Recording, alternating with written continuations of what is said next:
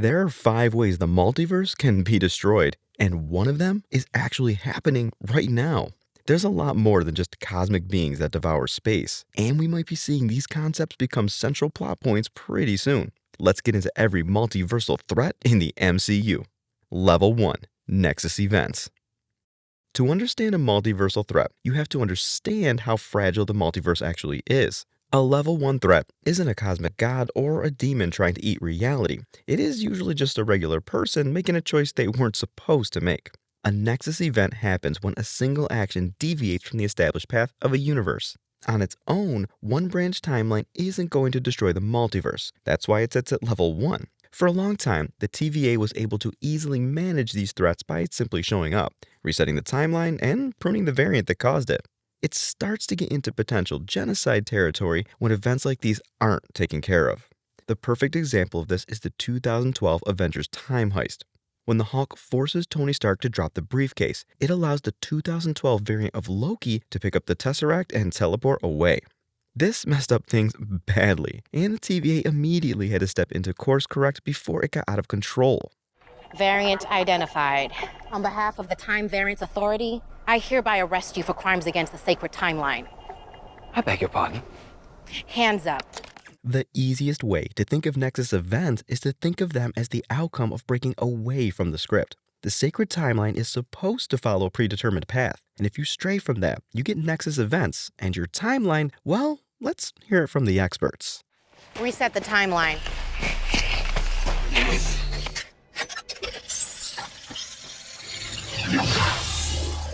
Another instance is Sylvie. By choosing to kill He Who Remains, she didn't just create one Nexus event, she allowed infinite branches to form, shattering the dam holding the entire multiverse back.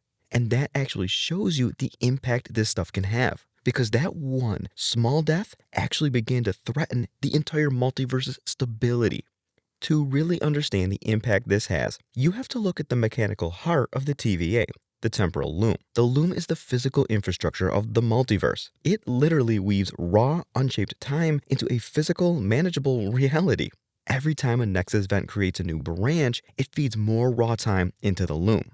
When the TVA is doing its job, the machine can handle the capacity. But when Sylvie allowed infinite branches to spawn simultaneously, she forced an impossible amount of raw time into the system.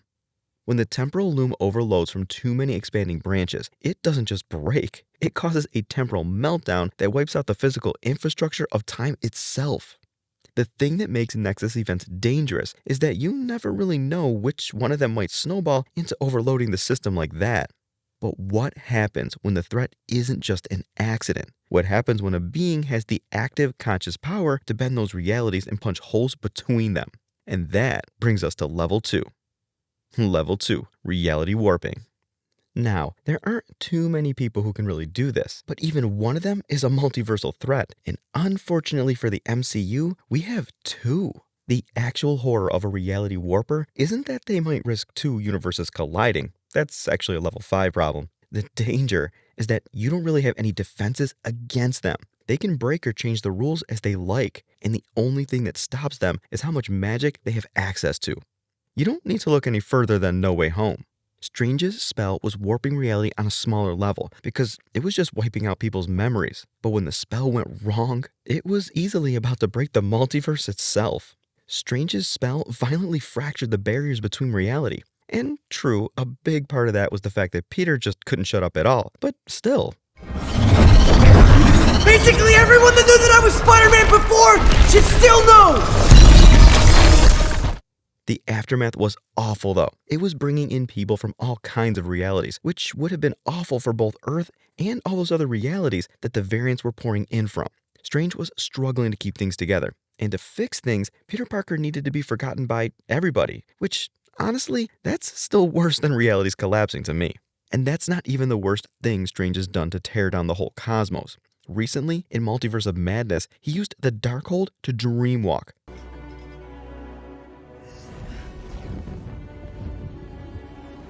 And he doesn't really stop at just that. He also takes over the dead body of another variant. Also, he's been doing this in more realities than one. They even had to execute the guy because of how much his dreamwalking threatened everything. And Wanda does more or less the same thing. Throughout the movie, she projects her consciousness across the multiverse and even hijacks a variant's body. And what did she do when she was on another Earth? Well, she pretty much killed all their heroes and called it a day. Plus, reality warpers don't really just stop there. If you look at the What If series, where Doctor Strange Supreme tried to use time manipulation and reality warping to save Christine Palmer, you'll see what I mean. What happened to you?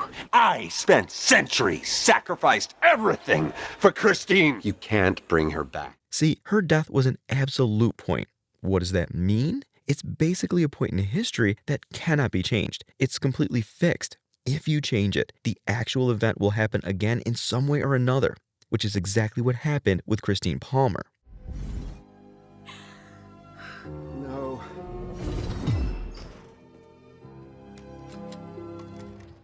No matter how much Strange tried to change her death, and he really tried, it still happened.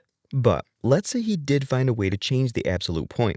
What would happen? The total and utter collapse of reality. It would create a paradox that should never have existed because these points affect everything that comes after them. If Christine doesn't die, Strange probably doesn't become a sorcerer. So the point here is that a level 2 threat can permanently damage the structure of a universe by basically turning its laws into a joke. That might be a planetary memory wipe, various homicides across Earth, or whatever other magical terror the user is in the mood for. Level 3. Cosmic Beings. Usually, these are your average primordial or often demonic forces that exist entirely outside of normal space and time. They're not interested in conquering a universe. They mostly just want to eat it.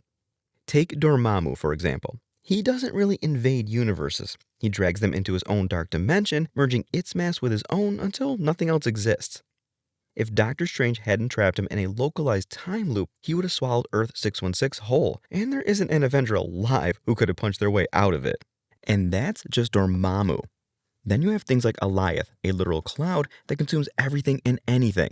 His whole thing is feeding on time and space. Whenever the TVA prunes a branching timeline, and that can mean entire universes, by the way, they dump the remains into the void so that Alioth can devour them.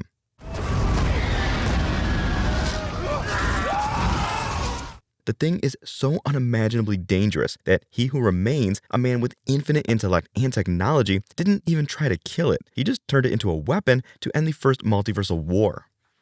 A level 3 threat is essentially a multiversal natural disaster. You can't really do anything about it.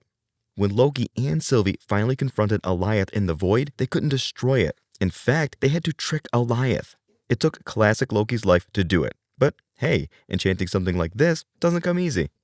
In the comics, you also have beings that are even further up a notch, the Celestials. You have them in the MCU too, but the comic versions are way crazier. They were essentially responsible for destroying the first multiverse.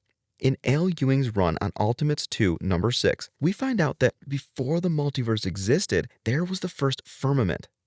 It's kinda hard to explain this guy, since he technically created the Celestials, but he was also the very first universe to exist. Now, for a whole list of complicated reasons, the Celestials actually rebelled against it. The sheer scale of their cosmic war physically shattered the first firmament, and his scattered essence ended up becoming the very first multiverse, also known as the second cosmos.